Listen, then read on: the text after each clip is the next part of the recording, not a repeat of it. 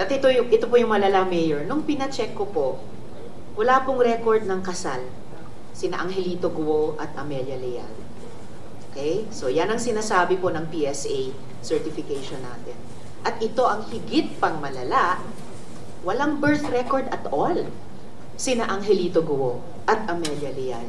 So, may tatanong talaga, hindi po kaya Angelito Guo and Amelia Leal Guo don't even exist? Ha?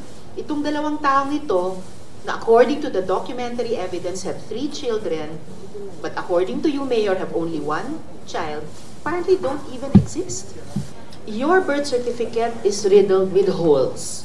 And if your birth certificate is the basis of your citizenship, so pati po yung citizenship nyo ay riddled with holes. Kung Chinese ang tatay ninyo, based on your own self-declaration, well, sa ilalim ng 1973 Constitution, na yan ang umiiral na konstitusyon nung taon ng inyong pagkapanganak, 1986, kailangan Pinoy si nanay nyo para maging Pilipino rin kayo. Pero itong Amelia Leal, whoever she is, kasambahay ba o nanay ninyong tatlo, is a person with no birth record.